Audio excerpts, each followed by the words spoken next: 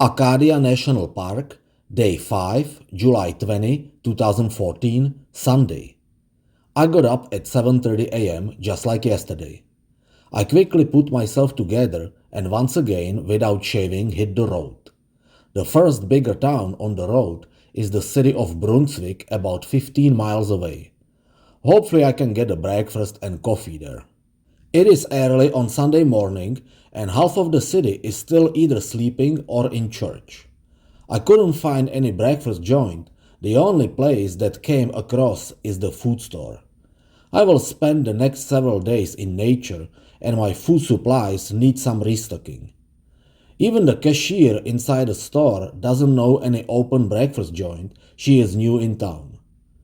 I get hot clam chowder soup from the deli section to put at least something in my stomach and leave the town. US Road 1 stretches along the coast and takes me to the city of Bath. I pulled over by the visitor center to stretch and use the restroom. An older lady at the information desk has one place to recommend for breakfast, some bistro cafe in downtown. I'm quickly driving there only to find a closed store. They are opening in 40 minutes. Thanks a lot, Grandma. Nice suggestion. You should upgrade your city knowledge, I think. I will find something on my own. It's not a big deal. The city of Bath turns out to be quite charming. Commonly known as the City of Ships, the downtown area astonishes me with well-preserved 19th century brick houses, parks, and cemeteries. Very nice. Now I really want to have breakfast here. On the corner of Center Street and Water Street, I finally find an open tavern, Barnes Irish Pub, serving hot breakfast. Bingo! Special of the day is an authentic Irish plate with coffee. Yummy! The best breakfast so far puts a smile on my face. Time to go. I pay my bill and drive on the massive Sagadahoc Bridge, completed in 2000, that carries a US 1 road across the Kennebec River. This bridge is one of the many others I'm going to cross in the next 3 hours of driving and pass through many small towns and cities on the road. Some of their names remind me of the more famous namesake cities in England. For example, the city of Newcastle is well known to me from an English Premier League because of the local soccer team. City of Belfast I know as the capital of Northern Ireland and the major Catholic versus Protestant war zone. I am truly enjoying the landscape along the road, which I haven't seen anywhere else in United States. New England is much like Europe than any other parts of the country. Later I make it to the city of Ellsworth and switch to Road 3 going south. One more bridge I need to cross to enter my today's destination, located mostly on Mount Desert Island. Acadia National Park was originally created as Lafayette National Park in 1919, the eldest national park east of Mississippi River. The name was changed to Acadia National Park in 1929 in honor of the former French colony of Acadia, which once included Maine. It reserves much of the main Mount Desert Island and associated small islands of the Atlantic coast. The park is well known for its rugged shore, inland lakes, and mountains, as much as the beautiful nature sceneries. It is 1:30 p.m. and I'm just pulling over in front of the Hulls Cove Visitor Center. The parking lot is nearly full. It is the peak of the season. I can stretch my creased body on the long stairs leading to the building. It is a tradition for me to first watch the short park introduction video. It gives me better perspective about the area and helps me select the spots to see. The 15-minute film answers all my questions. I grab a free map and go. Thanks to my new Access Pass, I don't have to pay any entrance fee. Number one thing to do now is to find a spot for tonight. There are 2 official campgrounds inside the park and several more without the park's boundaries. In addition, towns like Bar Harbor offers hotels, motels, and B&Bs. I stay on Road 3, passing through the busy streets of Bar Harbor towards Blackwoods Campground. For the first time, I can observe the park's gorgeous landscape and notice the strategic supply spots like this cute store by the road in the Otter Creek village. Behind the hamlet, I turn left and pull over at the campground entrance. The park ranger announces what I already know: the camp is totally full. However, my access pass helps me again, and just for tonight, there is an RV handicap spot available right next to the washroom. The surface is a bit rough and rocky, not the best spot for tent, but beggars can't be choosers. Plus, the camping fee using Access Pass comes with 50% discount and I pay only $10 per night. It took me about 5 minutes to build the tent and unload the firewood, which I picked up on the road before entering the park. It is strongly prohibited to collect firewood inside the park. It is about 3:30 in the afternoon. I have enough time to explore the area a bit. The introducing video I saw in the visitor center mentioned a Buzz Harbor headlight located on the very tip of the island about 22 miles away. Okay, let's go there. The village of Seal Harbor is the first place where I can see the amazing coast and the Atlantic Ocean. Ponds of all sizes are popping along the road. Quiet coves surrounded by sandy beaches give the shore a gentle face. A tougher look presents the rugged coast of the Sams Sound. This body of water running deep into Mount Desert Island is often described as the only fjord on the east coast. The road soon enters the village of Baz Harbor. The lighthouse is sitting at the very southern tip of the island. In the present day, the Baz Harbor headlight is a private residence for a local Coast Guard member and his family. However, visitors are still allowed to walk close to the bell and light via a concrete path, while most of the surrounding grounds remain private. To be able to snap a decent picture of the lighthouse, I should get down the reef. First, I take a short walk through the woods, which takes me to the series of wooden steps that lead down to the ocean. The shore is covered with huge granite boulders. I'm carefully jumping from one to the other. My right ankle is still adjusting. The lighthouse is proudly standing on the cliff in front of me, and I snap a superb picture. I am sitting on the boulder overlooking the incredible harbor site. The ocean waters are very calm and quiet. The sky reflects the color of steel, giving sun no chance to penetrate through. Dozens of islands spread along the coast. The closest one is the Great God Island. Time to time, a small boat or yacht sails by the shore and disappears in the distance. Blue Sunday it is. Later, I drive back to Blackwoods Campground. On the way, I make a quick stop by the Echo Lake. It is a pleasant body of clear water with sandy beach. Maybe I can take a swim here tomorrow. I returned to the campground just before sunset. I built a campfire right away and started preparing dinner. Tonight, I am serving grilled Polish kielbasa, French baguette, and American beer. The campfire flames keep the gently falling darkness away from my sight.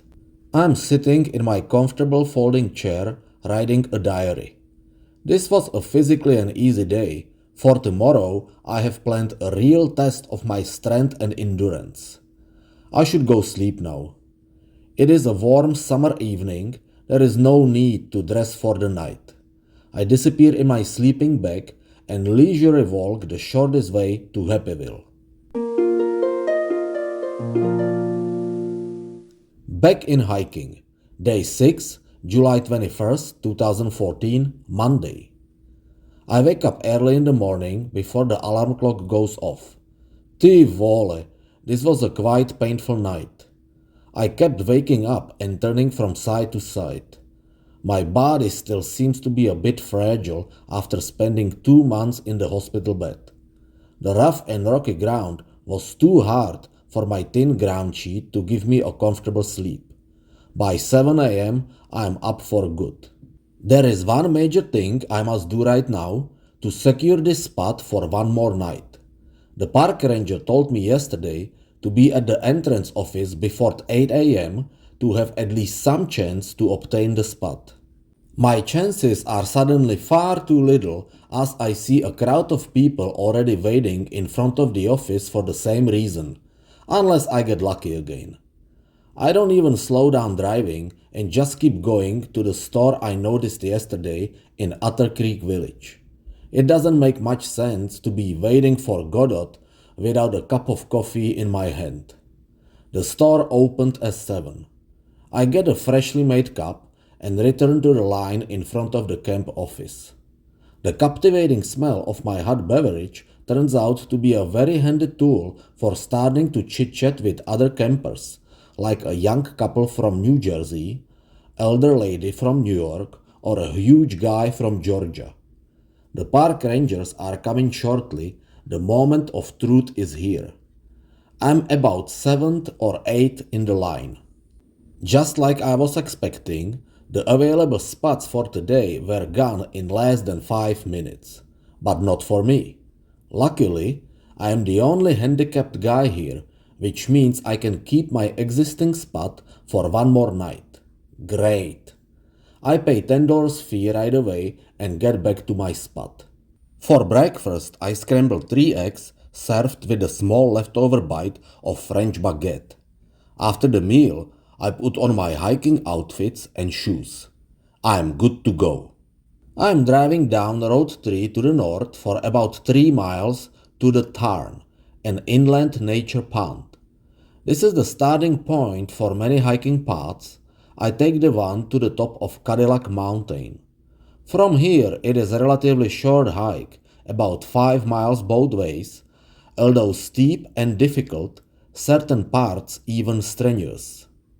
This is going to be my first serious hike after the injury that will paint the overall picture of my physical strength. It is 9 a.m. I am hoping to be back at noon. The path crosses over Cromwell Brook running into the Tarn and instantly starts steeply going up. The ground soon become a super long stone steps growing to the sky.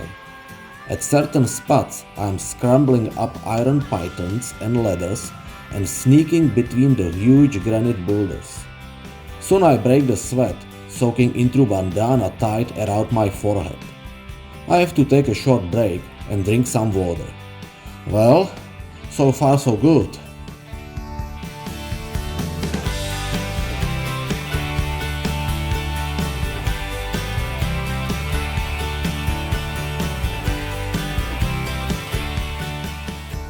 I am starting to get a better view the higher I get. Not far is the Champlain Mountain, and in the distance I can see the blue waters of the Frenchman Bay. I pass by a family with 2 adorable kids. They can't keep up with my speed. I feel great. I feel like a hot lava is streaming through my veins. I'm unstoppable. I'm almost running on the last steep parts of the trail and soon make it to the fork beneath the top of Door Mountain. For the first time, I can see less than a mile away summit of Cadillac Mountain. The path is now dropping to the bottom of a huge gorge between both mountains. Walking down is surprisingly a little more difficult than going up, but that is about to change fast. On the lowest point of the gorge starts my final attack to the summit. I am climbing the huge boulders and getting higher and higher. Making it to the top is the one and only task on my mind.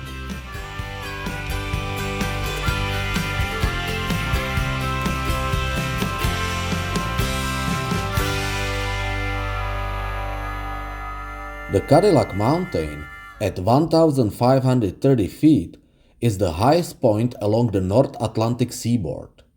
From October 7 through March 6 of each year, it is the first place to view a sunrise in the United States. The summit is quite full of people, but not everybody got here the way I did. On the northwest side of the mountain for about 3.5 miles winds to the top the Park Loop Road. It is an alternative access for those who decide to drive instead of hike. The spectacular panoramic view is breathtaking. The land beneath the summit is covered with a carpet of spruce and pine forest. The foggy blanket is partially hiding the azure surface of the Atlantic Ocean. The cluster of the coastal islands in Frenchman Bay forms an amazing archipelago. The unique shape of the mountain summit is composed of pink granite. Millions of years ago, the Earth's tectonic and volcanic forces pushed the land upward. Then, during the ice ages that followed, huge and slow-moving glaciers sheared off the top, leaving a rounded appearance. The main reason why I truly enjoyed this gorgeous view is the effort I've had to put in to get here. That makes appreciate things even more. I make a top of the world class video and hike my way down. I'm jumping over the huge boulders like a bighorn sheep and return to the starting point soon. Just before I reach the car, I wash my sweaty face in the brook.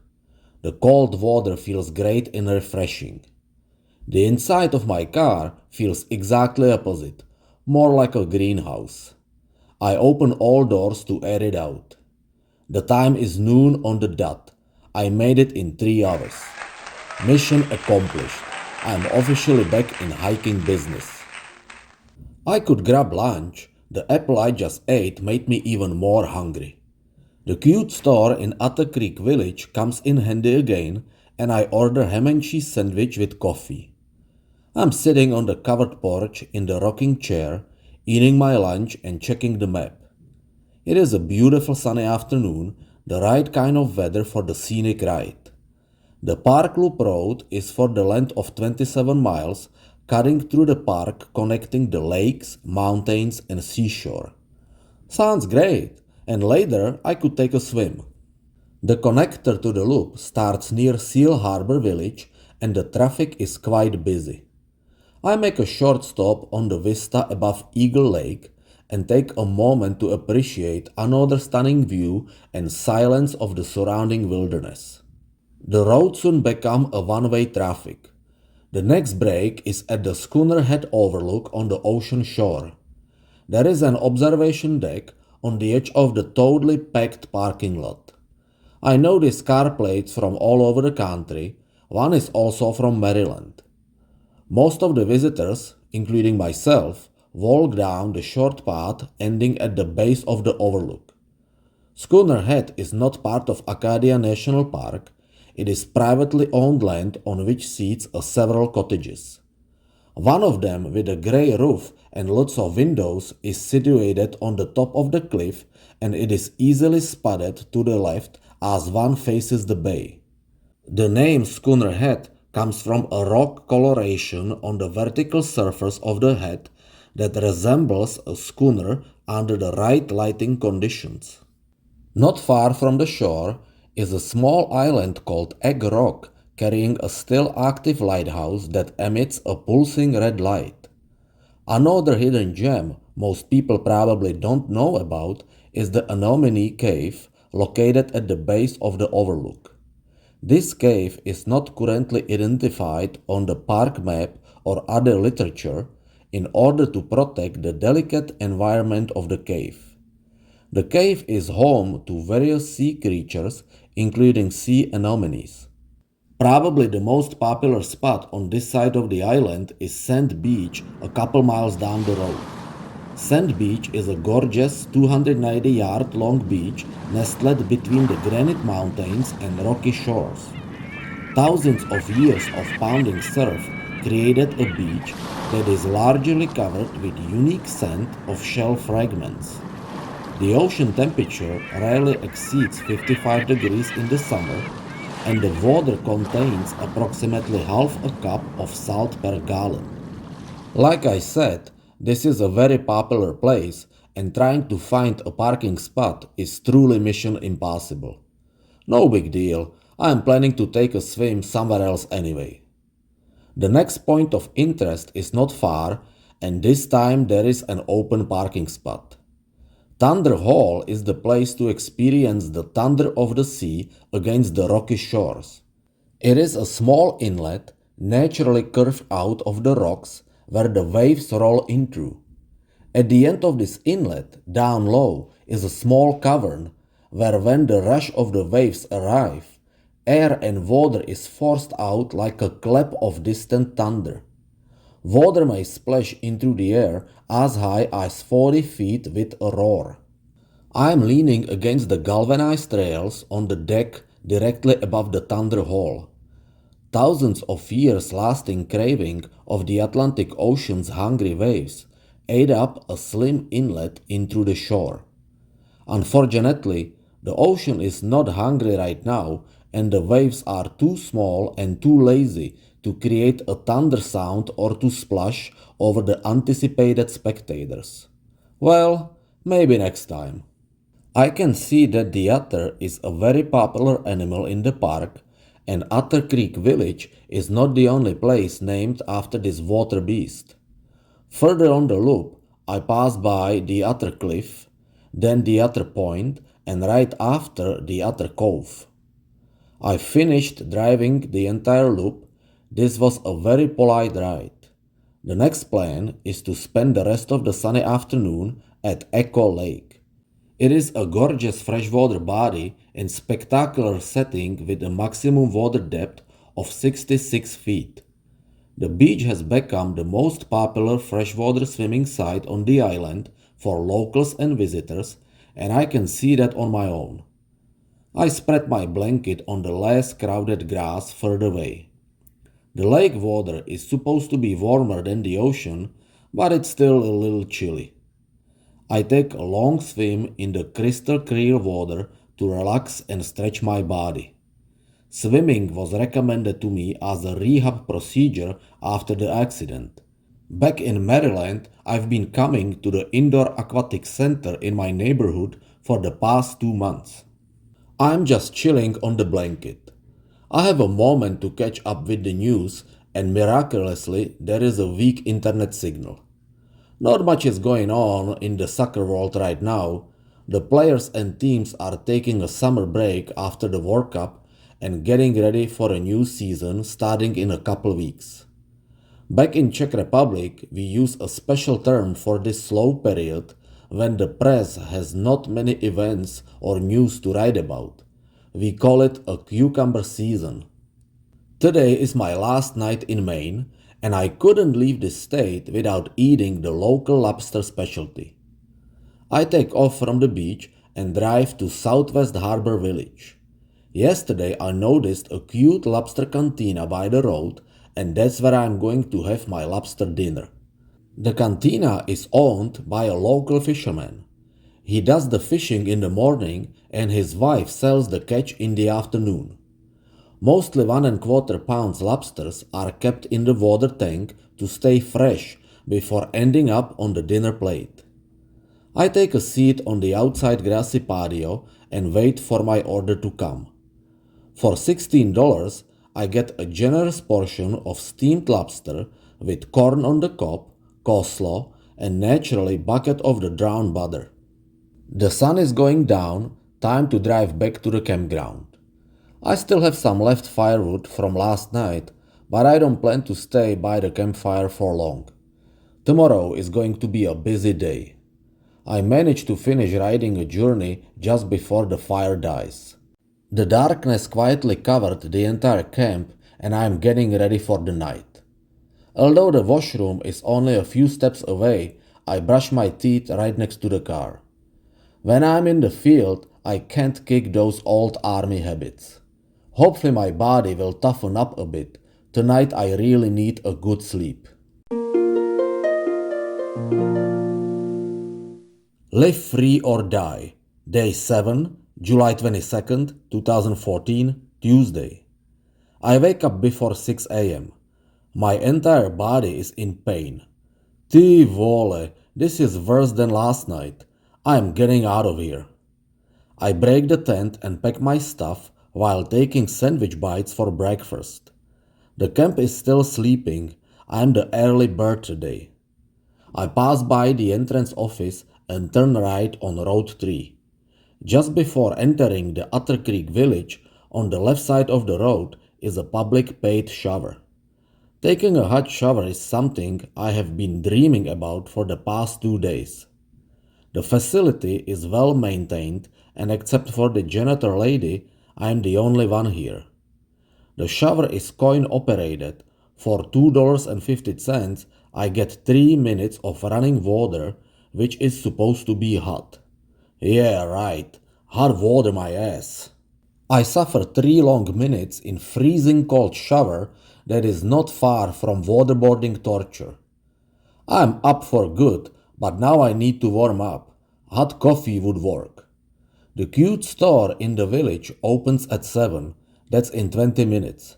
I need something now, not in 20 minutes. The only open place I found is a gas station in Bar Harbor.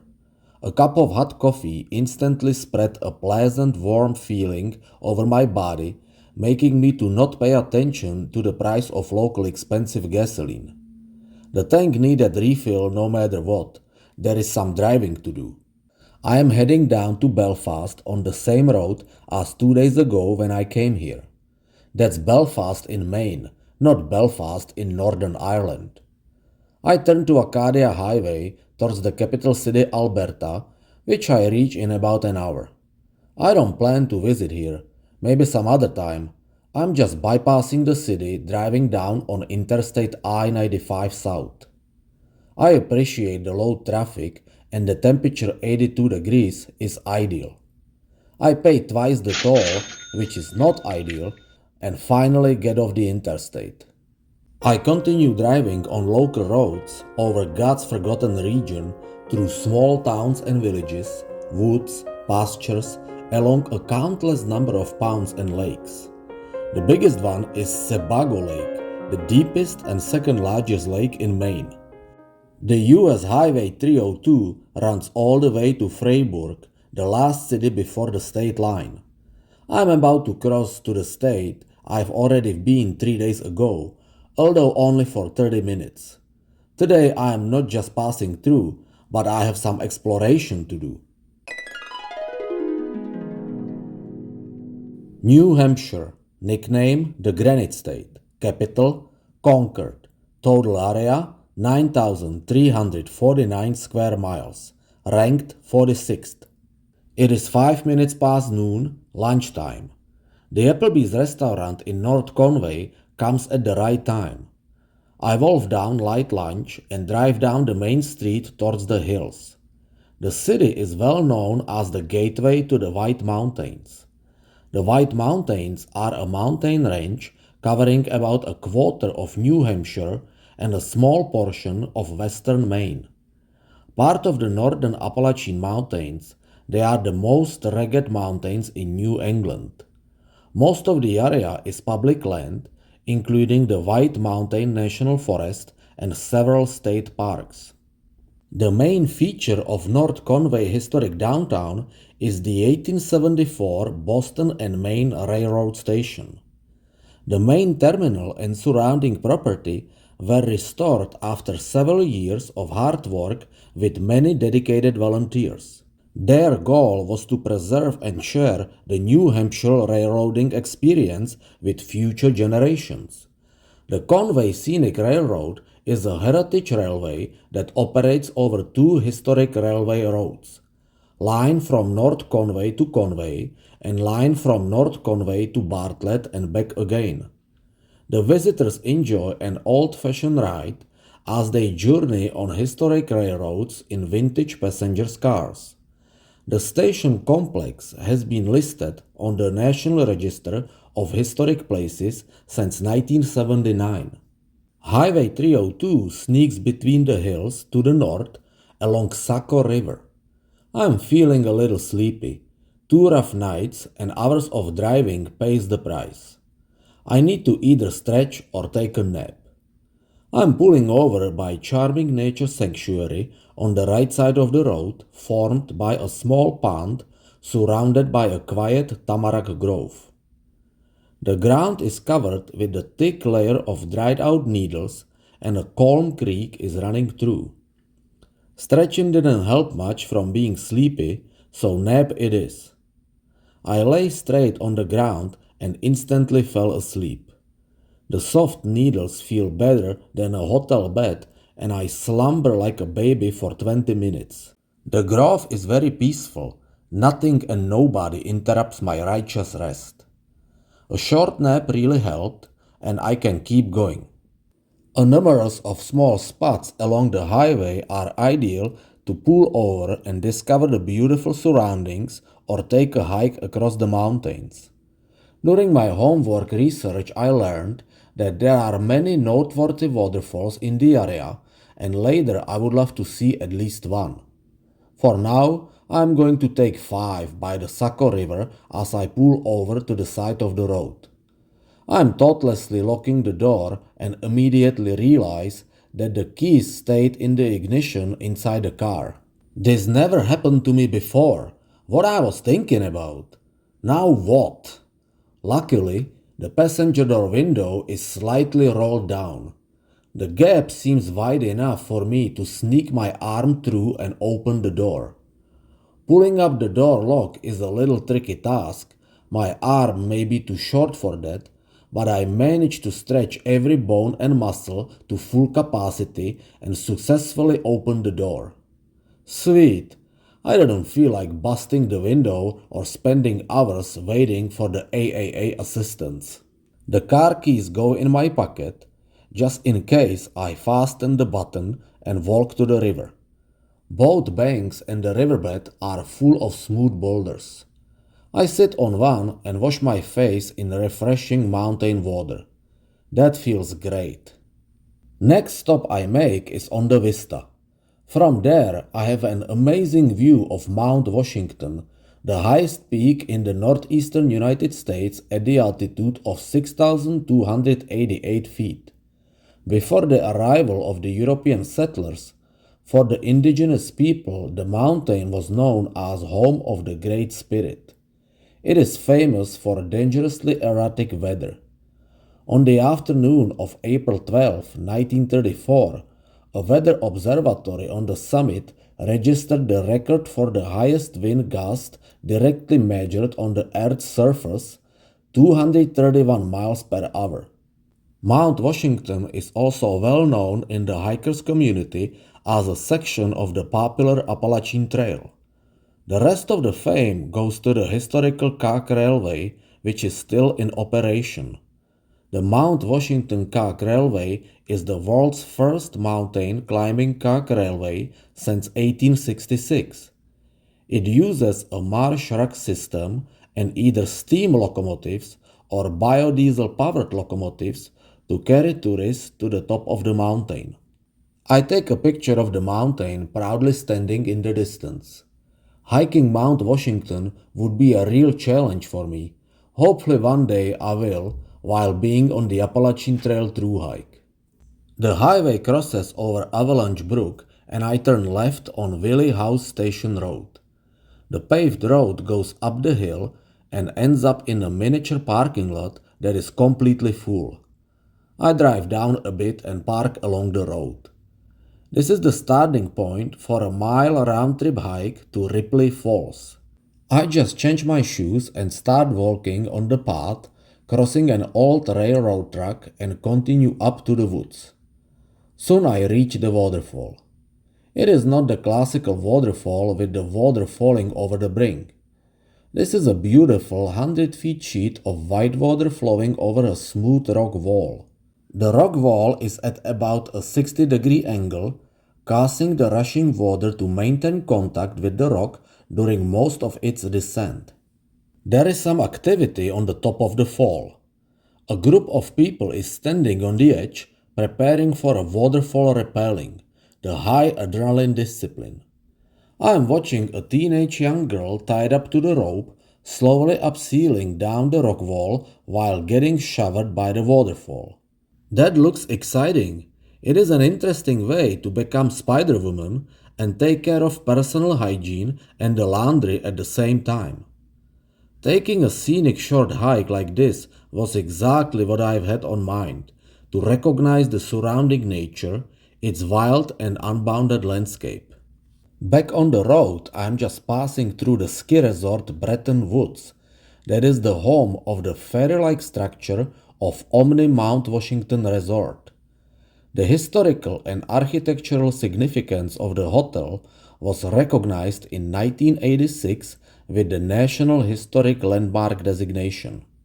I crossed over the mountains and the road connects to the Interstate I-93 South, bringing me to the city of Lincoln. The White Mountains Visitor Center is located at exit 32 and I peek inside. The exhibition is closely introducing the local living, history, and some places I haven't seen yet. Not far north is located the Franconia Notch State Park, one of the many state parks in the area. The most popular destination there is called Flume Gorge. It is a natural gorge extending horizontally at the base of Mount Liberty cut by the Flume Brook. The interesting fact about this place is that it was discovered in 1808 by 93-year-old local woman Jess Gornsney. It is never too late for making new discoveries, I guess. Although the displayed images of Flume Gorge are really inviting for a visit, I decided to not start another hike today. It is 6:05 p.m., which doesn't give me much time before sunset. I'm getting hungry, and after all, I still don't even know where I'm going to sleep tonight. The map in the visitor center indicates quite a bit of campgrounds in the area, so it shouldn't be a problem to choose the right one. Let's go to eat then. I ended up having dinner in the local CJ Sports Bar and Pub located in the basement of the Kankamagus Lodge. I ate well. Now I just have to find a place to sleep and I am done for today. The road 112 is going to west. Slightly before sunset, I pulled over to the self-paid Wildwood campground right by the road. It is not the most modern or equipped camp, but it serves as a quiet retreat for those seeking a rustic camping experience. Just perfect for what I am looking for tonight. The first empty spot by the entrance looks good and I quickly build the tent. It doesn't take me long to collect some pine branches and start the fire. I don't plan to stay up for long, just to enjoy my last leftover beer before going to sleep. It's getting dark and the surrounding wood is calm, quiet, and peaceful. The warm silence of the camp is suddenly disrupted by yelling, whistling, and screaming coming from the spots further up. What's going on? This doesn't sound like a call of the wild. Two men runs down the road towards me, both keep yelling. It looks like they are chasing something. Then a small electric car, like a golf cart, shows up at the curve and pulls over. The old couple behind the wheels tells me that a black bear came to camp and I can see him now running along my spot, disappearing in the woods on the other side of the road. Bear looks like a young teenager who is trying to survive on his own, but the lady from the nearby spot is really scared because she has two small kids with her and doesn't want to take any chances to risk an attack. Men are still on alert, but the bear is gone, at least for now. I sit back in my chair by the fire, sipping beer and writing the diary. Just in case, in my left hand I am holding a stick I found for protection. Come on, bear, I am ready for you. As soon as I finish this thought, the bear shows up on the road again and slowly walks directly towards me. Are you kidding me, bear? Do you really want to get beat up? Okay, you asked for this. I skyrocket the chair and run towards the bear, screaming and yelling just like the other campers a while ago. For a more powerful effect, I hit the ground with the stick, trying to scare the bear, and it breaks into two pieces. Shit, I just lost my weapon. I am throwing the rest of the stick at the bear, forcing him to retreat to the woods. Wow, this is much more exciting than that waterfall rappelling I saw earlier today. I finish the last sip and brush my teeth. The campfire is slowly dying. I run out of wood. I need some sleep now anyway. Hopefully the bear feels the same. I get inside my sleeping bag and soon fell asleep. Stratton Mountain, Day 8, July 23, 2014, Wednesday. I get up at my usual time, 7:30 a.m. This was completely different sleeping than the 2 previous nights. The ground under my tent is covered with soft pine needles, just like earlier yesterday that sanctuary tamarack grove. Bear didn't bother me during the night at all. I really scared him off, I guess. I pack my stuff, put a $20 bill inside the orange self-pay envelope, and cast it into a metal box at the entrance. It is a beautiful summer morning with shining sun. I hit Route 112 to the west. I didn't have any breakfast yet. I am sure there is going to be some place to eat on the road. I am passing through charming countryside following the flow of the Amonosug River all the way to Woodsville. This town sits on the confluence of the river with the bigger Connecticut River, and it is also the last city in New Hampshire. I cross the main bridge on Central Street and make it to my 40th state on record. Vermont, nickname the Green Mountain State, capital Montpelier, total area 9,616 square miles, ranked 45th. Freedom and unity is the motto of this state, of which 3/4 of the total land area is covered by forests. Vermont is probably the most craved state of every pancake lover, as the leading producer of maple syrup in the United States. Soon I reach the Interstate I-91 South. The freeway is rolling up and down the hills, cutting through a spectacular landscape that almost makes me forget about having breakfast, but my stomach can't see any of that and keeps rumbling. The next coming exit turns out to be the right place to take a break. Hartford Avenue brings me to White River Junction, located at the confluence of the White River and Connecticut River, as well as near the junction of the Interstates I-91 and I-89. I pull over on Main Street in front of the Coolidge Hotel. The building is a part of the historical district listed on the National Register of Historic Places, together with other structures in the area, including the First National Bank, U.S. Post Office, and firehouse. The district reflects urban architecture from the late 19th century and early 20th century.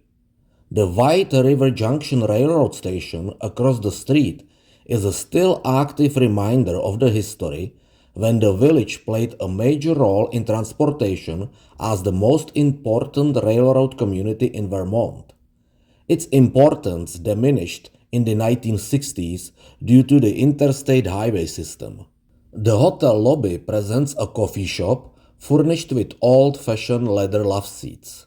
They feel really cushy as I sit to enjoy my hot sandwich and 2 cups of coffee for breakfast. I'm taking my time, or even stalling a bit, trying to enjoy this lovely sunny morning just a little longer. This was a real pleasure stop that put me in the right mood. I stay on I-91 South for about 40 more minutes before I take off and continue driving on the local roads. In 12:30 p.m., I approach my destination, the Stratton Mountain Resort. The resort is a well-known ski area established in 1961 with an average annual snowfall of 180 inches. The mountain's base is at 1,872 feet and the summit deck is at 3,875 feet for a vertical drop of 2,003 feet. Stratton is annually appearing on the top 10 list for its perfect snow conditions, 11 lifts and lodging. Naturally, the reason I am here today is not snow or skiing. My plan is to hike the mountain to the summit. It is warm sunny weather. I am wearing just a sleeveless shirt, shorts and hiking shoes. 24-ounce bottle of water should be plenty. I'll be back in a few hours. That's the plan. I am walking towards the steep slope and meanwhile make a fast phone call to my friend Vitya in Czech Republic. We all call him Dog. Last time I talked to him was after I got released from a hospital. He and his wife Martina are expecting their newborn second child, and it is going to be a girl again. The birth should happen around 10 days from now. Stay in touch, brother, and let me know the good news. I am climbing the super steep hill underneath the South American lift. This is going to be a one difficult hike, I can tell. My calves are burning hot. On certain spots, I can make only 10 or 15 short steps without resting for a second. Finally, I make it to the end of this lower short lift. I am probably at third of the mountain. From here, it is nearly impossible going straight up. The hill is too steep for that. The only walkable way is the rocky Vork Road winding all the way to the top. Walking on this road is as difficult and dredging as the first part of the hill. After nearly 2 hours of crawling, I made it to the top. However, this is not the summit of mountain yet, just summit deck for the lifts. The actual summit is still 3/4 of a mile from here, 65 feet higher at the elevation of 3,940 feet. In the distance, I could spot the metal fire tower overreaching the surrounding trees. That's where the summit is. The side trail through the woods leads towards the tower. My back is starting to hurt. The fractured spine is still giving me a hard time sometimes. I need to lay down on the ground for a moment. After a couple of minutes, the pain goes away and soon I make it to the fire tower. It is a little windy here and the temperature has dropped down for sure. Stratton Mountain is an important landmark on the Appalachian Trail crossing through the summit. The Appalachian Trail is approximately 2,200 miles marked hiking trail extending between Springer Mountain in Georgia and Mount Katahdin in Maine. Hiking the Appalachian Trail was my original plan for this year, but then the accident changed everything. I am climbing the stepladder to the tower top to have a spectacular 360-degree view. The Somerset Reservoir on the south side looks like a splotch of spilled blue water ink in the middle of the green carpet of trees. The mountain on the left is the Mount Snow ski area. A family of 4, 2 young boys with parents, just made it to the summit. They are on the Appalachian Trail through hike. They can see my right shoe is bent a bit in the middle and ask me what happened. I tell them my story. They are all shocked that only 5 months after losing a part of my foot, I am back in hiking on the top of the mountain. The same reaction comes from another hiker on the Appalachian Trail, a solo guy from Alabama who just came. I'm about to walk back the same way, but then at the fork I see a wooden sign, Stratton 3.2 mile, pointing down the hill to the north. This is the Appalachian Trail, and I mistakenly think that the trail is passing through the Stratton Resort and make a fatal decision to take this path. I am very excited to hike on the Appalachian Trail in New England, although I am walking the wrong way, which I don't know yet. The path falls down the hill through the thick forest, and it is quite difficult to walk on certain steep sections of the trail. I am sweating a lot and quickly run out of water. Further down, the path gets a little narrower. I should be in the resort anytime soon, I think to myself. I am crossing over a forest dirt road. For a second, I think maybe I should follow it, but then I stick with the Appalachian Trail. Just in case, I check the GPS on my cell phone. The signal is very weak, but it seems like I am getting further away from Stratton Resort, deeper in the woods. I keep walking, but I am getting nervous. The resort is nowhere to be found, and I am literally out of water. The guy from Alabama I met on the summit passed me a long time ago, and now the family of four catches up with me. Mother tells me a shocking news that the trail is not going through the Stratton Resort where my car is, but it is passing along the shelter on the Appalachian Trail called Stratton. That is really bad discovery for me. Now what? She says that there may be some people in the shelter who could help me. I am walking with the family and soon reaching the fork. They turn left to the shelter about 100 yards away, but I continue straight north on the Appalachian Trail and come to Stratton Pond. There are 5 young people sitting on the grassy bank, 4 guys and a good-looking girl. They are all on the Appalachian Trail through hike. I am explaining to them my situation, and one of the guys offers me a bottle of purified water, which I drink in no time. I am seriously thirsty. Another dude says that the best would be to go back on the Stratton summit and return to the resort from there, because there is no path or road directly leading to the resort from here. But there is no way I could do that. I'm seriously tired and my entire body hurts. I wasn't probably ready yet for this kind of rough hike, plus I've made that stupid mistake by taking the wrong path. It is 3.2 miles of steep hike back to the summit, then almost a mile to the summit deck with lifts, and then over 2 miles down the hill to the resort. The total is more than 6 miles of walk. It is 5 p.m., which gives me barely 3 hours before sunset. The sky is quickly getting overcast. The girl says that one cloud usually follows the other, and I think she is right.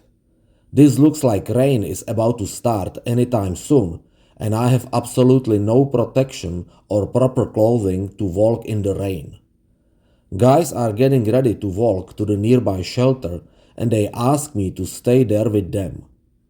I am thinking about what to do. Should I stay or should I go? This is name of the well-known song from English punk rock band The Clash, but I am not in mood to sing now. I have to make a fast decision. The time is ticking and the clouds are hanging over my head. Although I have no food, water or spare clothing, the best thing to do is to stay overnight in the shelter and hike back to the resort in the morning. I am walking with the group to the shelter. About 10 other hikers are already here and even more are still coming. A few minutes after we make it to the shelter, a heavy rain starts. Now I am really glad that I stayed. That was the best decision I could have made. If I had gotten back on the trail, I would be soaked through by now, cold, hungry and desperate. Instead, I'm sitting under the roof in the shelter, surrounded by nice people, and experiencing the Appalachian Trail spirit and kindness. The hikers in the shelter really take care of me. One guy lends me his windbreaker to warm up, another brings me a trail mix to eat, and another gives me his extra ground sheet for tonight. All the wooden bunks inside the shelter are already taken. The only available space to sleep is the floor on the covered porch. The temperature keeps dropping down drastically. It is going to be a cold night. I am chatting with my new friends. Unfortunately, I am really bad remembering names. I could not come up with even just one. The girl I met earlier with the group on the Stratton Pond bank is very pleasant. Her father was born in Czechoslovakia in the city of Most. She is saying that I remind her of him because he would put himself easily into a similar situation like me. That must be some kind of Czech thing. We just love adventure on the edge. Now I also know why I feel close to this girl, that Slavic blood and charm in her. To be honest, this is not my first time being trapped in a situation like this. Back in 2003, during my 4 weeks road trip, I put myself in the similar position. While hiking the Grand Canyon for the first time, I made the very same stupid mistake and took the wrong path. A family from New York and their tour guide Bob helped me that time. Who knows what would happen if they wouldn't find me? One of the hikers is a guy in mid-40s accompanied by his teenage daughter. Both are very nice people. Dude has a good topographic map of the area which I know how to read. Just like back in the army times, I imagine the mountain, forest and the trail like a training ground, and only a smart, bold move is going to bring me a victory and get me back to the Stratton Resort to my car. My phone has zero signal here, but I remember that the GPS did work earlier today further down the trail. There seems to be a way to avoid that steep hike all the way to the Stratton summit, to cut through the wilderness. This kind of plan can easily turn into walking on thin ice. If I get lost or injured, nobody will ever find me there, maybe except the bears. I carefully study the map. This looks like my only option. The dark is quickly covering the woods. I saved some extra trail mix in the plastic bag for breakfast tomorrow, and one of the guys let me use his water filter to refill water from the creek by the pond. It is 8 p.m. and most of the hikers are going to sleep. Suddenly, it is weird silence around here. I'm standing on the porch ready to spread the ground sheet on the floor when I detect an odor that is definitely not just a regular cigarette. Two guys in the woods aside the shelter smoke pot. You know what? I think I could use some of that stuff right now to ease the crappy situation I'm in, and I joined them for last couple drugs. Thanks for sharing. I am laying on the floor trying to fall asleep, but I can't. I'm freezing cold. This is much worse than I thought. Unfortunately, none of the hikers had an extra sleeping bag or just a blanket available. All I was able to land was a pair of thin rain pants from a guy with the map. It doesn't help much, but it's better than nothing. At 10:30 p.m. I have to get up and take a whiz in the woods. Trees are protecting me a bit from the rain still showering the ground, and I can see my breath coming out of my mouth. It is super dark. I use my cell phone as a flashlight. I have no idea what I'm going to do tomorrow if it's still raining. Better not to think about it now. I should try to get at least some shut-eye. I turn off my cell phone to save the battery for tomorrow.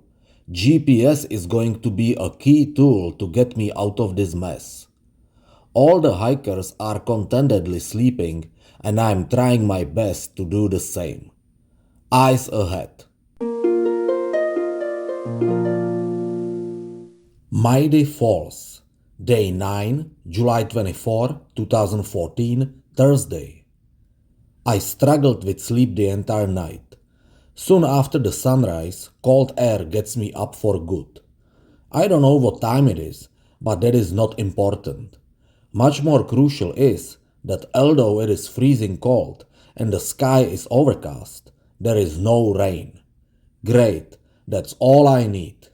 I am trying to find my trail mix bag I left last night on the wooden rail, but it is gone. Then I discovered the bag full of holes and totally empty below the porch. God damn it! Mice or chipmunks or whoever ate my breakfast, damn you! I take off the windbreaker and pants that I borrowed last night and leave it on the table together with the ground sheet. All the hikers are still sleeping, just the guy with his daughter, also laying on the porch, wake up for a second right when I'm about to leave. I thank them both for their help, they wish me good luck, and fall back to sleep. Although I am wearing just a sleeveless shirt and shorts and my skin quickly develops goosebumps, this was overall a very warm experience, thanks to the right people I've met. I'm walking on an empty stomach down the Appalachian Trail south direction towards the Stratton Mountain summit. I set a fast pace to warm up and the goosebumps on my skin after some time disappears. Soon I reach the forest dirt road vegetated with grass I was crossing yesterday afternoon on the way from the summit. This is the key shortcut to avoid hiking over the top of the mountain. The plan is to follow the road all the way to the dead end, then walk through the dense wilderness and eventually connect on Work Road leading down the slope to the resort. Now I can turn on the cell phone. It is 6:38 a.m. and the battery has 53% of energy. GPS signal here is very weak, just like yesterday. Hopefully the phone has enough juice to supply the app and get me out of here. The grass on the road grows tall and it is still wet from last night's rain.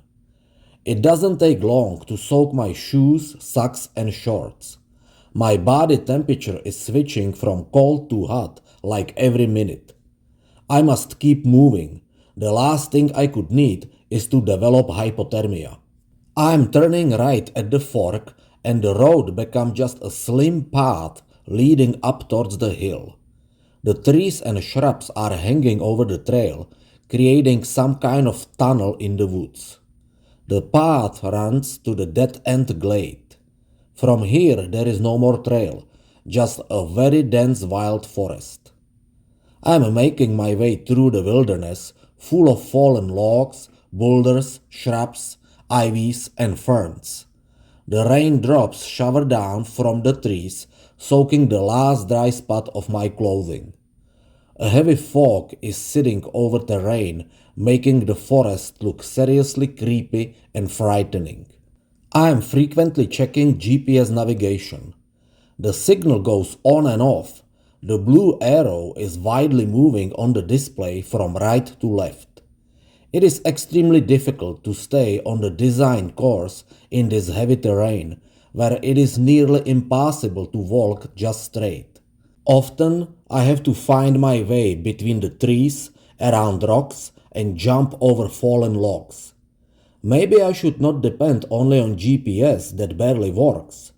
Perhaps I should concentrate more on following the imaginary counter line of the mountain. I am taking a short break now and checking my position again. As little as GPS works, it looks like I am walking more towards the summit alongside the service road instead of going directly to it. Wild forest is surrounding me tightly. I am leaning against the tree, feeling tired and down. Although the inside of my body is boiling, my skin is freezing cold. All my clothing and shoes are wet. I am hopelessly stuck in the middle of the wilderness. At this moment, I am starting to have second thoughts about taking this way. Maybe it wasn't the best idea. But I have no other choice from here. I already reached the point of no return. Turning back is no longer an option. I must keep marching just like Napoleon did towards Moscow. Onward left and no step back. A short prayer to the Lord that comes out of my mouth puts me on the right course again. I am overwhelming the green thick wall of the wild forest like a bulldozer, using anything that could help me to get through. I discover a hidden animal path I can follow for a while and keep my right eye on GPS too. The blue arrow is now steadily pointing directly towards the service work road and moving slowly closer. I should reach the road at any time now. The deep silence of the forest is suddenly interrupted by a very strong cracking sound. The echo of large running animal is coming from a dense growth just a few yards away from me. The bad hunch chains my legs and I am literally on the verge of shitting my pants. If this was black bear, I am in serious trouble. I'm standing without a move on the same spot for a couple minutes, looking around and listening to anything suspicious. Nothing, not a sound. I must get out of here as fast as possible. I am getting a bit desperate as I still don't see any signs of the road, but then, suddenly, I can spot tall embankment of the road in between the trees. I'm truly happy for making it. I still have the survivor skills in me. The resort is about 1.5 miles down the slope, but the hardest part is over. Even the sun just made it through the clouds. Its golden beams are gently touching my wet body, warming me up a bit. Walking down the steep rocky road is still a very difficult task, requiring a carefully chosen path. One wrong step could put my barely healed right ankle at great risk. Shortly before 9 a.m., I make it back to my car, standing in the middle of the empty parking lot. What should I say? I learned a valuable lesson, met very nice people, and once again proved my capability. There will be plenty of time to think about this deeper. Now I need to get myself back in shape. First things first, I quickly change my wet clothing and shoes. Next, I scrub my teeth to put a smile on my face again, and the last thing is to throw something into my totally empty stomach. There is one apple left in the cooler to eat and the last sip of water to drink. It is good enough for now. I will get real breakfast somewhere on the road later. At 9:04 a.m., I am leaving the parking lot and the resort. Tivole, this was an amazing adventure, awesome experience. What doesn't kill me makes me stronger. A quote from Friedrich Nietzsche. I am driving down the local roads and later get on US Highway 7. Just like Christmas in the summer, a small diner suddenly appears on the right side of the road. I spotted the joint at the last second, instinctively slammed the brakes and parked the car in front. For breakfast I am having a Western omelette and coffee. My unwanted fasting is over. The sun is up again and life is great. US Highway 7 goes south. I am reaching for my cell phone to call my sister Radka and share my survivor story with her. While chatting, I cross the boundary to the state I already visited on the first day of my trip. New York, nickname the Empire State, capital Albany, total area 54,554 square miles, ranked 27th. Back in the Empire State, I'm continuing the same course towards the capital city of Albany. The road crosses over the Hudson River, the state's major waterway, flowing for 315 miles and eventually draining into the Atlantic Ocean. I am bypassing Albany and connect on the Interstate I-90 West, called New York State Thruway Toll Road. I set up the cruiser. This is going to be a long drive, more than 4 hours. It may sound like a lot, but my today's destination comes with an award. In fact, 2 awards. After a couple hours, I make a short stop at the service center. All kinds of refreshment stores offer food for all appetites. I reach for a huge slice of freshly made delicious pizza. While wolfing down the slice, I check the internet news. There is still cucumber season out there. I'm not missing on anything by taking a break from the world. My car's tank also needs some attention. 9 gallons of gas should be enough to make it to my destination. While pumping the gas, I am noticing a super long lines of standing cars and trucks on the expressway. This looks bad, probably an accident. I shuffle up with other cars and patiently wait. The lines are slowly crawling forward. Looks like the right side is moving much faster than the left one. I sneak into the right lane, and thanks to this bold move, I spent only 25 minutes in the traffic. At the end, I can see what caused the entire delay. On the side of the road stands a car carrier open trailer full of cars that were on fire. A total of 4 cars on the 2-tier trailer burned down completely in a way I could not even say the make or the color. How this could happen, I'll never know. The sunny afternoon is halfway gone and I am approaching my destination, the city of Buffalo. This is the right time to explain those two rewards I mentioned earlier. The first one from the nature world I will soon introduce. The second one is a made reservation for tonight in the Hampton Inn Hotel. After 4 days spent in nature and especially last night, I will sleep in the comfortable bed again. That almost sounds like a fairy tale. There is plenty of time to check in the hotel. I don't have to do it now. I still have several hours of daylight ahead of me. I can drive directly towards the city of Niagara Falls. Now it is probably clear what my first reward is. So, without further ado, let me introduce Niagara Falls. There are many facts that can be written about this group of 3 waterfalls, collectively named as the Niagara Falls, straddling the international border between Canada and the United States. The Horseshoe Falls, laying mostly on the Canadian side, the American Falls entirely on the American side, separated by Goat Island. The smaller Bridal Veil Falls are also located on the American side, separated from the other waterfalls by Luna Island. The Niagara River, which drains Lake Erie into Lake Ontario, is the main water supplier for the falls, forming the highest flow rate of any waterfall in the world. Like I say, many things can be written, but the best thing to do is to see the waterfalls in flesh. This marvel of nature is located 17 miles northwest of Buffalo, and it doesn't take much time for me to get there.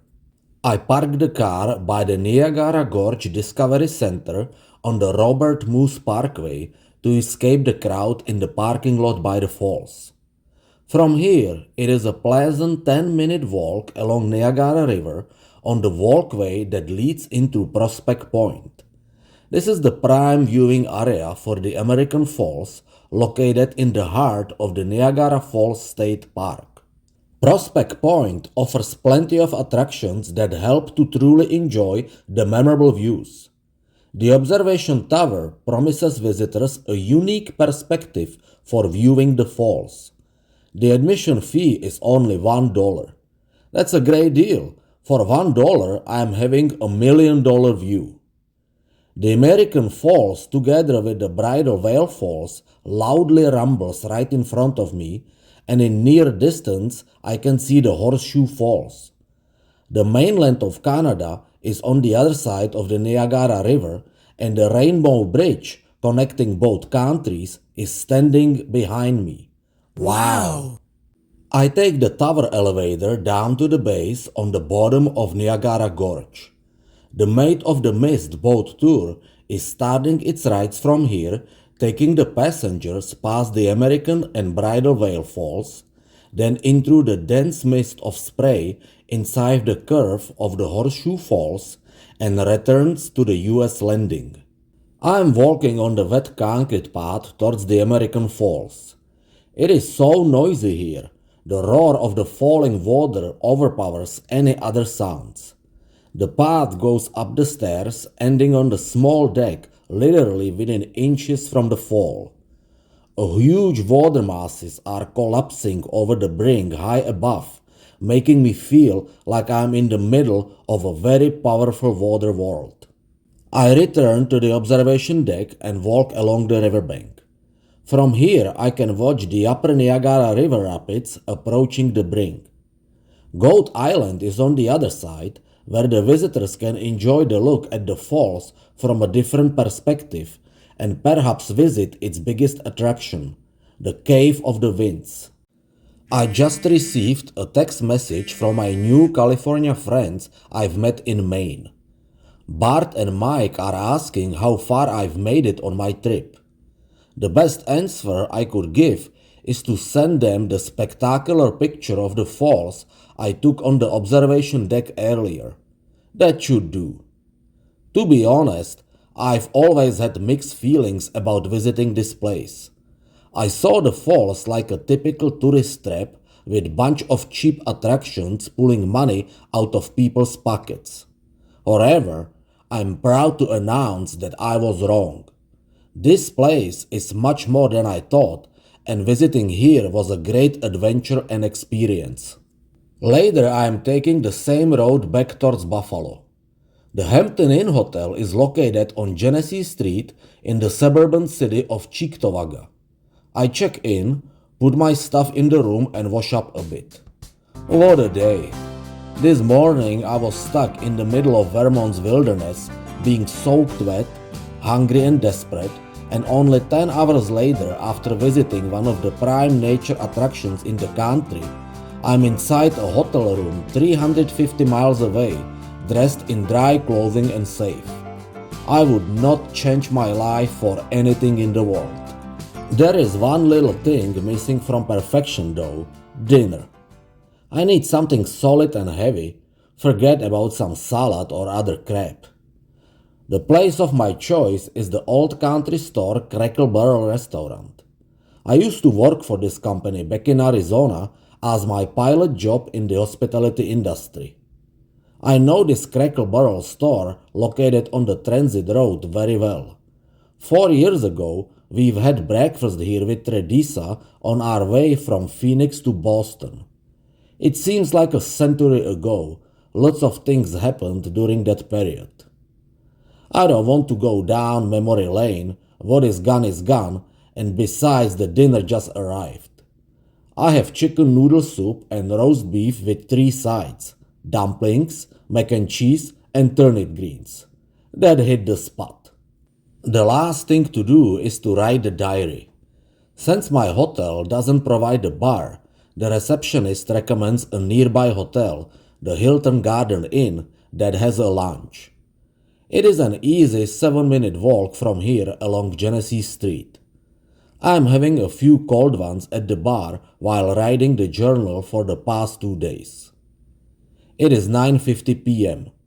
I finish the last sip and walk back to my hotel. I let my body soaked in the hot shower and then go right to sleep. A soft pillow and cushy blanket knocked me down in a minute.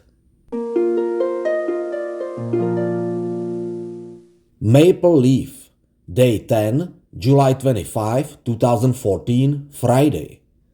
I get up at 7:30 a.m. I really needed this sleep to recharge my batteries. As usual, there is a good breakfast buffet downstairs in the lobby. This time I don't have to worry about mice or chipmunks eating my food, unless there is a seriously hungry guest.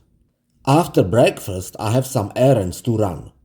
The first one is to use the guest laundry and wash my outfits. I set the long wash cycle, jump into my car and drive to the nearest Bank of America to withdraw some cash from my account. Although I carry all 4 major credit cards, it is also handy and practical to have some pocket money. Next assignment is to refill my food supply. The car cooler is totally empty. The food store is right across the street from the bank. I get my favorite cold cuts from the deli section to create the perfect sandwiches, rye bread, 3 gallons of water, and variety of fruit. The last thing on the list is to refuel the gas and I return to the hotel. While the clothing is getting done in the dryer, I handle a second breakfast just before they close the buffet. You never know what can happen on the road, and it is always good to have at least a full stomach. At 10:40 a.m. I'm finally good to go. The Interstate I-195 is heading the same way as yesterday towards the city of Niagara Falls, but then instead of taking off, I stay on the freeway and continue to the international border. For the first time, I'm going to visit our northern neighbor. Canada. Capital, Ottawa. Total area, 3,854,085 square miles. Ranked second in the world. Government, Federal Parliamentary Constitutional Monarchy. I cross the Lewiston-Queenston Bridge over Niagara River and get in the line of cars in front of the Canadian Custom House. I take a picture of the huge welcoming sign written in English and French and send it to my friends in Maryland. After about 15 minutes of waiting, finally comes my turn. I have my US green card and Czech European Union passport ready and pass it to the immigration clerk. He is asking me all kinds of questions, busting my balls for like 10 minutes till he gives me the documents back and I am free to go. Dude, take a chill pill, I want to say. Right after the custom house comes a toll station. Luckily, I can pay with American dollars and then I finally hit the road. The expressway called Queen Elizabeth Way passes along Lake Ontario. Everything looks pretty much the same here, just like in the United States, but I can sense being in different country and starting to discover the small differences. For example, the speed limit reads in kilometers instead of in miles, and regions are not called states but provinces. I called to my sister Radka and to my mother to let them know that I am in Canada. Especially Radka is very excited and she is checking the area I am passing through on her computer at home and reports to me her own discoveries. It is cool to share the trip with her this way. The local radio station is playing rudimentary alternative rock music I've never heard before. The high-rises buildings are starting to show up in the distance. Somewhere there is downtown Toronto, the largest and the most populated city in the country. Toronto is also capital city of Ontario, which is one of the 10 Canadian provinces. I'm staying here just for today. The plan is to visit Toronto and shortcut through Canada to Michigan instead of driving around the entire Lake Erie. I pull over on the huge parking lot on Lake Shore Boulevard West. I need to take a break and get oriented in the area a bit. From a distant park comes an echo of heavy metal music. I can see a large stage there. The groups of mostly long-haired metalheads are passing through the lot. I think some heavy-core band is about to have a concert. I make myself a toothsome sandwich from the cold cuts I bought this morning and check the Google Maps app on my cell phone. I'm still quite far from downtown. It is certainly not a walking distance from here, plus the parking fee is $20. Forget that. I leave the lot and drive directly towards the skyscrapers using a tall CN tower like a landmark. That is the only building in the entire city I am familiar with. The labyrinth of streets, freeways, and overpasses swallows my car like a black hole and spits me out on King Street, one of the main streets in the area.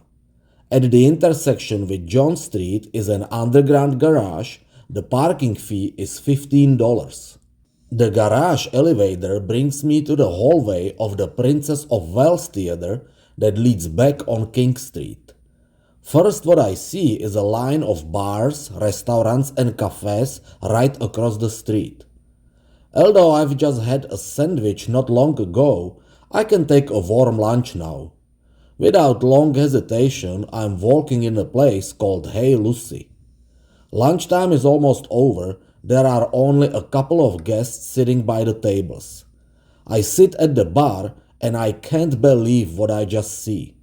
From the selection of the draft beers, my eyes get stuck on Budvar beer, the original Budweiser. How do I know this beer is the original? Well, the brewery is in my native city České Budějovice in Czech Republic. In the United States, the beer is sold under the name of Czechvar, but anywhere else around the world, it is called by the real name Budvar. I order spaghetti with meatballs and chat with the bartender. He is familiar with the entire case about the Budvar beer and trademark lawsuit. His wife is originally from Slovakia, former part of Czechoslovakia. He is even familiar with the local Slovak liquor called Borovička. To me, it is a weirdly tasting booze smelling like pine needles. That's what the name in fact means. I have one more Budvar. I just can't snap out of this.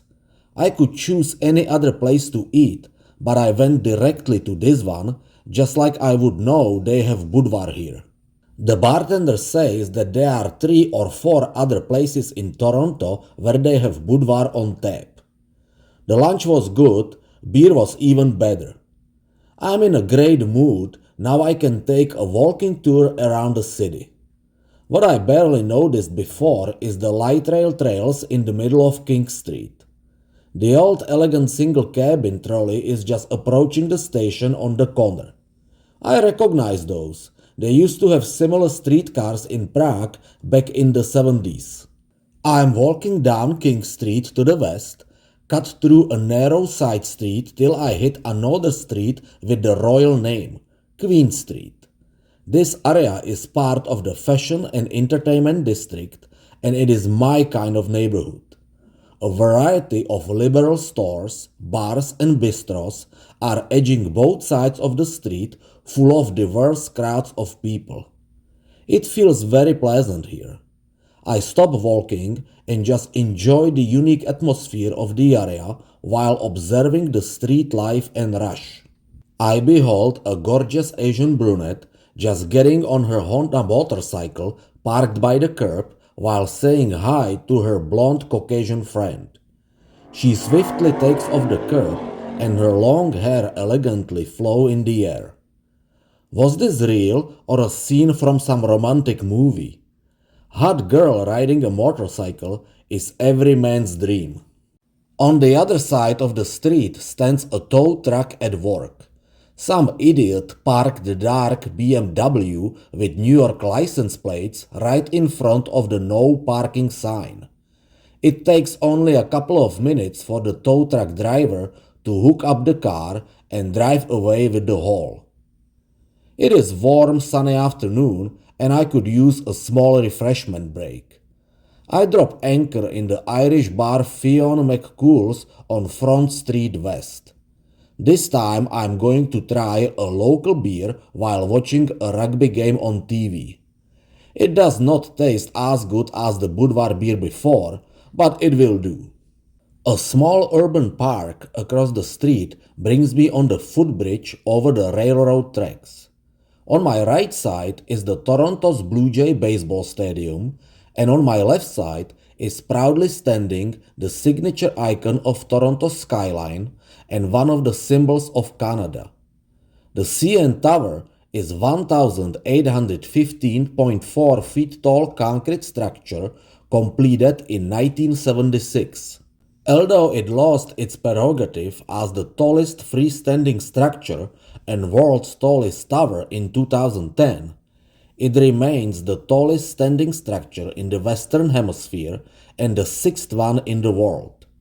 Its name CN was originally referred to Canadian National, the railway company that built the tower. In 1995, the tower was declared one of the modern 7 wonders of the world by the American Society of Civil Engineers. I am standing at the base of the tower, looking all the way up. Wow, this is a tall one. The plaza is crowded with tourists either taking pictures or standing in the super long line in front of the ticket window to the revolving restaurant. Besides dining, the tower is also offering outstanding high adrenaline adventures like a glass walk or even crazier edge walk, which is the world's highest full circle hands-free outside walk on the roof of the restaurant 1,168 feet above the ground. Does this sound insane? Just to imagine something like that makes me dizzy. I better walk away before I pass out. I found a stable piece of land on the waterfront by Lake Ontario called HTO Park.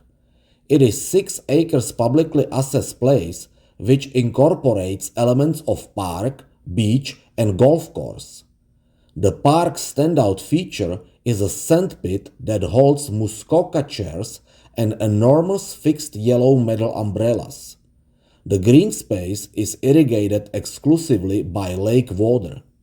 Before completion in June 2007, this land was a polluted industrial wasteland. During the 19th century, The city's waterfront was the site of intensive industrial development because its location provided convenient shipping access to Lake Ontario. As the city population grew, real estate values in the downtown area skyrocketed. Factories gradually relocated to cheaper land, leaving behind a graveyard of abandoned and polluted industrial buildings. Construction of the park involved remediation of a contaminated brownfield. I am walking down the waterfront trail. The lake's water level is very calm. Only small yachts or boats sailing along the shore make tiny waves that swiftly disappear on the huge body of the lake. The Harborfront Center is another example of a recently made development that provides vast space for art, culture, and events. The area has a network of parks, open places, ferry docks, boating uses, craft studios, restaurants, and hotels. Judged by the crowd of people, the waterfront became a very popular destination for the residents and visitors.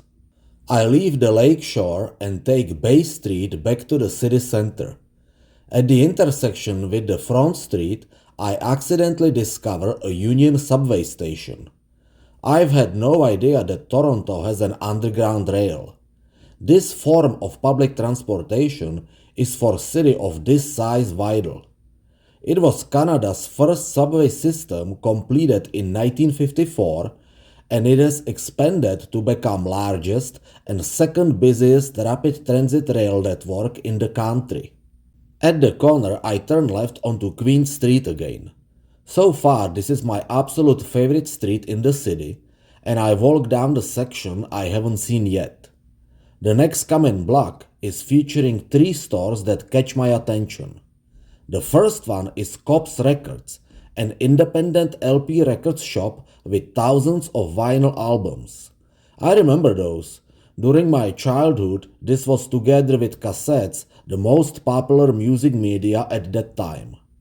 I'm checking some of the albums, which are going way back to the 70s or 60s, but most of the performers are totally unknown to me.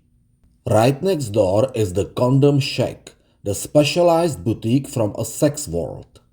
The third store is Friendly Stranger, the cannabis culture shop with a display window full of pipes, bongs, vaporizers, and other smoking supplies.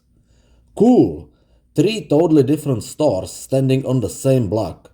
This kind of liberal variety I don't see every day. A couple more blocks further on the corner of Soho Street is Black Bull Tavern. After all that sex, drugs, and rock and roll stores, I need a cold drink.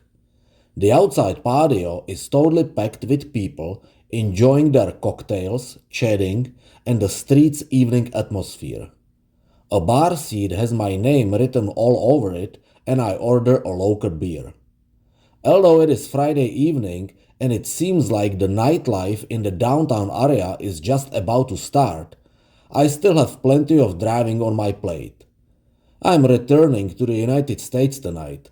Hopefully I can make it to the border before midnight. The sun is going down.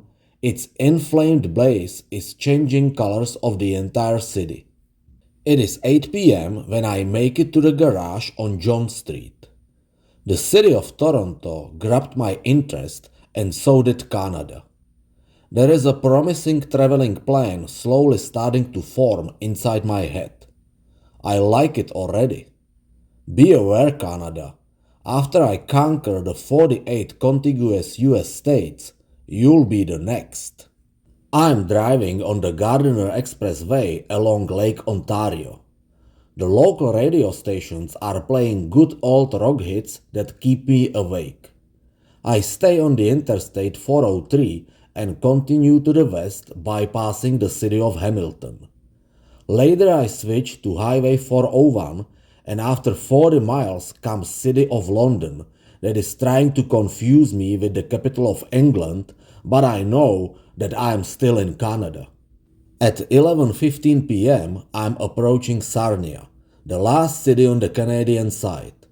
The international border is passing in the middle of St. Clair River flowing out of Lake Huron. The highway enters the tall Blue Water Bridge and crosses back to the United States. The first city on the American side is Port Huron. Home sweet home. United States of America. Capital, Washington, D.C. Total area, 3,805,927 square miles. Ranked third in the world. Government, Federal Presidential Constitutional Republic. The U.S. Custom House is at the end of the bridge and there are only a few cars standing in the line in front of me. I have all my documents ready for the immigration officer. He doesn't find me suspicious at all and cuts the interrogation involved in colonoscopy in fragment of a time compared to this morning when I was entering Canada. Within a minute, I get the welcome to the United States blessings and I can keep going. However, I take the nearby exit 274. Two reasons for that. One, I'm tired to death, and two, there is a Crackle Barrel restaurant, my number one place for having a breakfast while on the road. That is going to be my first order of business tomorrow morning, but now it's time to go sleep. I am having a little hard time finding the right spot to last out the night, but then I discover an abandoned gas station on Water Street. I park the car behind and turn off the engine. I am going to sleep on the back seat again. I brush my teeth and get ready for the night. It is past midnight. Soon I fell asleep under the blanket of stars and stripes. Around Great Lakes. Day 11, July 26, 2014, Saturday. I get up around 8 a.m. The night was alright, I only woke up a couple times while turning. It's kind of gloomy morning, even the sun can't decide whether to get up or keep sleeping. I make myself presentable, take off from my night spot and cross over the freeway. I am ready for breakfast at Crackle Barrel restaurant. Last night when I came back to the United States, I didn't even realize that I also made it to my 41st state on the record. Michigan. Nickname, the Great Lakes State. Capital, Lansing. Total area, 96,713 square miles. Ranked 11th. This means that I am fully enjoying the state of Michigan for 8 hours now. Let's see how the food is here. I am having my usual breakfast called Sunrise Sampler, which is a combination of 2 eggs cooked to order, bacon, sausage, ham, hash browns casserole, fried apples, white gravy, biscuits and grits. That's right, I can eat all of that with my eyes closed. Even my waitress, a good-looking blonde, is impressed by that. It's time to hit the road. The Interstate I-69 West is almost empty, passing through a vast land with literally no cities or villages around. It is 10 a.m. and that's time for my absolute number one favorite show on the NPR station named Car Talk. Do you need funny but helpful advice on how to repair your automobile? Then listen to this show and get ready to laugh. The freeway is approaching the city of Flint, that used to be a General Motors automobile manufacturing powerhouse and American flagship of car industry. However, in the last decade the city became known for its financial debts, high crime rates, and currently it is under financial emergency. As a result, the population is drastically decreasing. How symptomatic that while passing around this city I am listening to Car Talk show. I wish you the best, Flint. Get well again. The loop I-475 is bypassing Flint, connecting on Interstate I-75 north. The freeway is now cutting mostly through the woods, covering a great portion of the state, making this kind of monotonic drive. Great opportunity to make a few phone calls to let my friends know where I am at. Let's see what is going on in Czech Republic, and I call to my boy Doc. He is still in big expectation of the newborn baby girl. Seems like she is taking her sweet time to be born. Doc is hanging out in his backyard together with my other friend, schoolmate George, last name Czech. That makes him a Czech 100%. George is very excited to hear from me. The last time we saw each other was during my past visit to the country a year and a half ago. Hopefully I will see you next year, brothers. Take care now. After several hours on the freeway, I finally take exit 282 and keep going on regional roads. It is way past 1 p.m. and my stomach is letting me know that I skipped lunch. Since my next planned stop is only half an hour away, I just suck it up for now. The US Road 131 goes north, passing by a huge pasture full of parked tractors, something what looks like a tractor exhibition. Dozens of all kinds of age, style, makes and size tractors are displayed in the rows, making the admiring crowds of people really excited.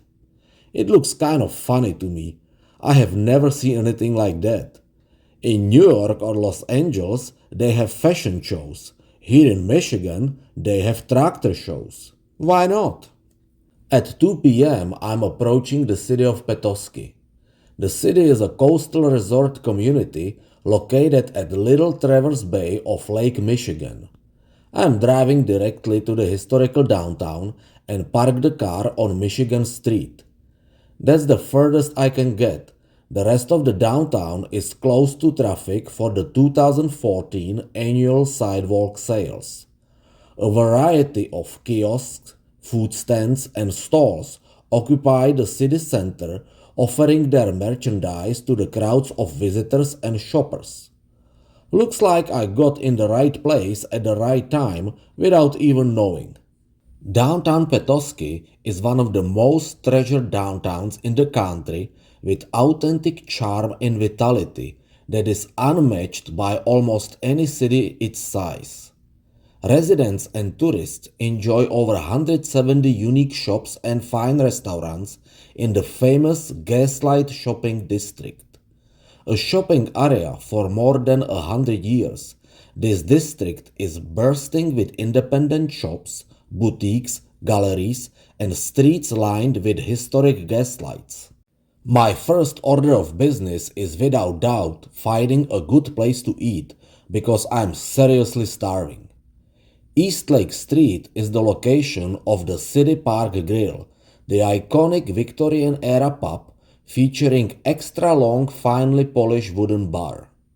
I'm placing my order with the bartender, a soup of the day, a Reuben sandwich with fries, and as usual local beer, when I spot a portrait of Ernest Hemingway displayed above the bar. One of the most famous American author and journalist, award winner of the Nobel and Pulitzer Prizes, spent his childhood summers on nearby Wallon Lake. He even set several tales of his book The Nick Adams Stories in Petoskey and the surrounding area. When I was living back in Key West, I visited his residence, officially known as the Ernest Hemingway Home and Museum, located at 907 Whitehead Street. I have a great respect for this writer, whose style had a strong influence on 20th century fiction. I spent almost an hour at the bar taking my time to enjoy the food and just chill. I really needed this break, but now it's time for a closer sightseeing of the downtown and the surroundings. I'm walking through the sidewalk sales, checking out the merchandise displayed in the stalls. From shoes to handbags, shirts to dresses, scarves to jewelry, small furniture, gifts, food and hardware, whatever you like is available on this traditional, old-fashioned sales venue. My attention catches a bookstall with a displayed hardcover.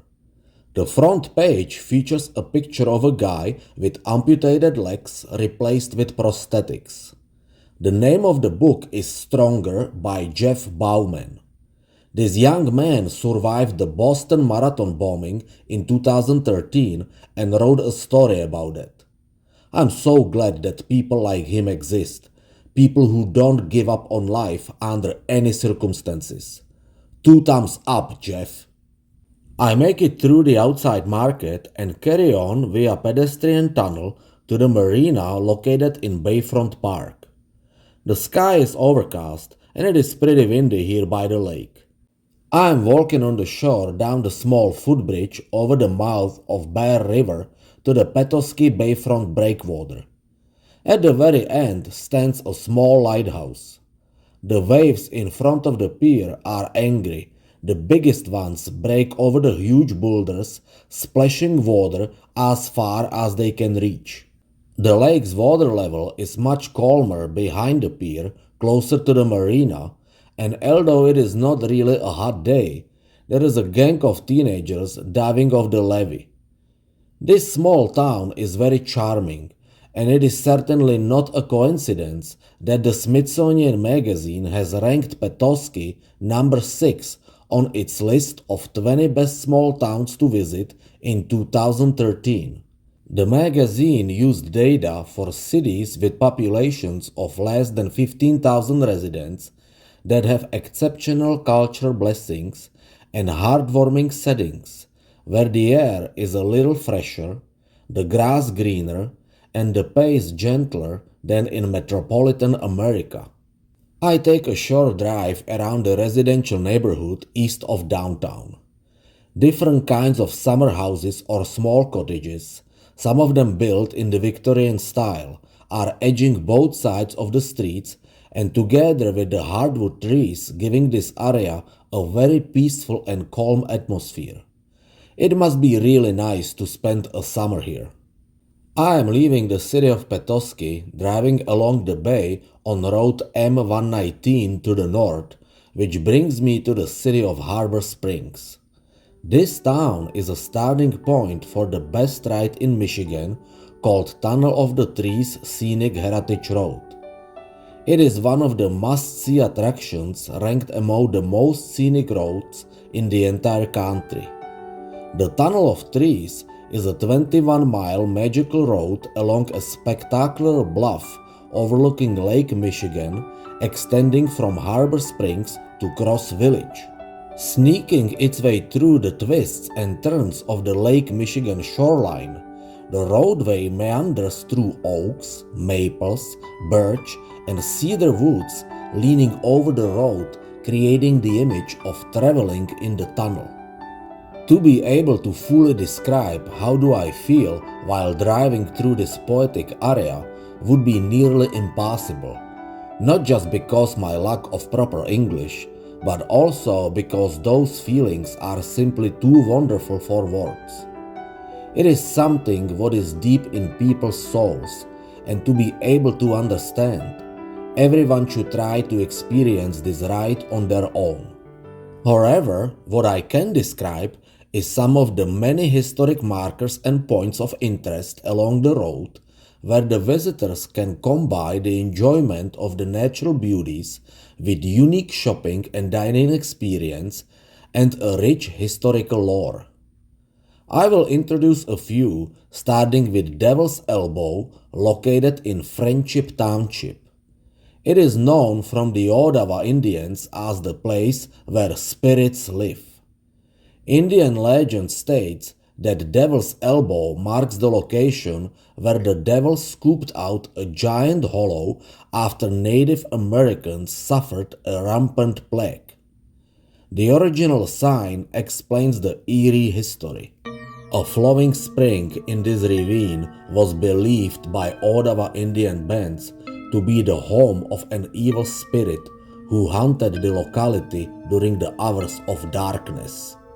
Next place is in Good Heart Village, the red building of general store and post office. This is a very popular stop where the visitors can purchase either superb merchandise or enjoy the taste of a chicken or beef pot pie, the best one in the area. Next door is the Good Heart and Soul Tea Room at the rustic furnishing store Primitive Images. A collection of seasonal gifts and home accessories is available at A Studio down the road. 21 miles of Soul Drive ends in the historical Cross Village. Number one spot in this small community is Lex Inn, a seasonal cottage rental in a quirky stone building dating back to the 1920s. Their specialty is homemade Polish cuisine. The garden behind the building is situated on the top of the cliff overlooking Lake Michigan and offers a spectacular view. Cross Village, once a thriving fishing and lumber town, as one of the eldest settlements in the state of Michigan, has strong ties to the Native American Odawa tribes. Early historical accounts indicate that Father Jacques Marquette, the famous French Jesuit who endeared himself to the native Indian population of northern Michigan, planted a huge white cross on the bluff before his death in 1675. In the end of the 18th century, as many as 20 tribes populated the region and met here around tribal council fires. To the indigenous people who populated the numerous historic missions in the area, Cross Village was known as the Land of the Cross. In 1855, during the reorganization of Emmet County, 4 new townships were created by the state. One of them was LaCroix, which was officially changed to Cross Village in 1875. The Lex Inn premises are quite busy. This popular seasonal hangout attracts lots of attention from all over the state. For today, I pass on Polish specialties and drive down the cliff to the beach at the end of Park Lane. The huge water mass of Lake Michigan almost makes me feel like I'm standing by the sea. The beach is covered with smooth gravel and shells. Waves are gently slapping the shore and roll back to the lake. The sky is overcast. I'm standing alone on the shore, far away from everything. It's time to leave. Levering Road shoots straight to the east till it hits the US Road 31 going north. The highway passes around Lake Paradise and joins the Interstate I-75 north 4 miles before reaching the very tip of the Lower Michigan's Peninsula. The Upper Michigan's Peninsula is separated by the Straits of Mackinac. It is the narrow waterway connecting two of the Great Lakes, Lake Michigan and Lake Huron. The straits are 5 miles wide and 120 feet deep. Back in the days, the only way to get on the other side was taking the ferry. During the 1930s, the ferry service became very popular, but also way too expensive to operate. The need to build a bridge over the straits seemed like the only solution. However, the engineers were facing huge challenges due to the tremendous natural forces and length of the span, while another major problem was obtaining the funds. The connection between the lands was finally completed in 1957 with the Mackinac Bridge. It is the world's 16th longest in total suspension and the longest suspension bridge between anchorages in the Western Hemisphere. The Mackinac Bridge carries Interstate 75 and was designed by the engineer David B. Steinman. It is probably pointless to mention that this is a toll road. $4 on the other hand is not much to pay for being able to literally fly over the wild deep waters of the straits and safely land on the other side. Welcome to Michigan's Upper Peninsula. The gateway to the northern part of the state is the city of St. Ignace.